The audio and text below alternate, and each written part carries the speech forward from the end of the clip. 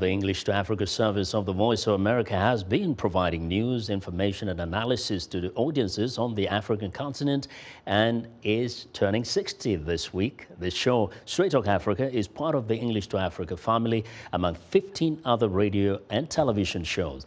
E2A, as we call it, has a dynamic multi-platform presence on social media and on the web on our VOA Africa website. But how did it all start?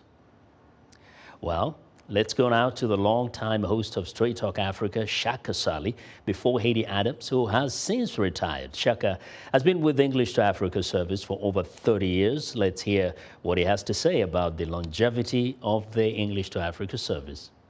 I definitely congratulate the Voice of America for covering the African continent for 60 years. And I hope that they will have the courage and the wisdom to continue the coverage of the African continent. When I was recruited by the Voice of America, you had a great lady by the name Margaret Binder, who was the director of the Africa division. You also had an equally great guy who was Dr. Gregory Alonzo Pirio, the chief of the English to Africa. These two guys had a mandate. They had a mandate to make the Voice of America more relevant to the African audience. And there was an effort to begin coming up with what was characterized as the African voices and perspectives.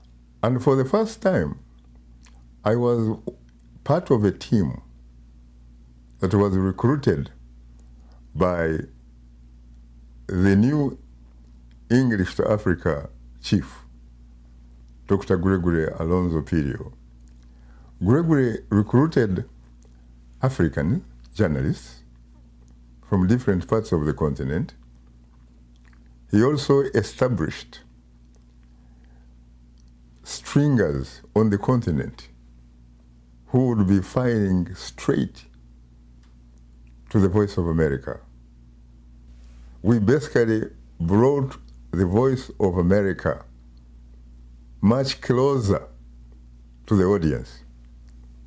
And the audience respected that. Straight Talk Africa was a unique platform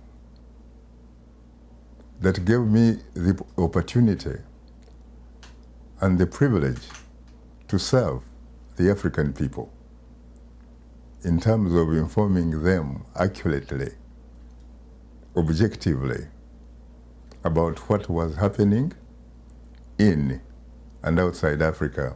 I like to be a little bit selfish and take this opportunity to thank my global and African fans, wherever they are, who complimented me and supported me for that very long haul that I was interacting with them live from Washington.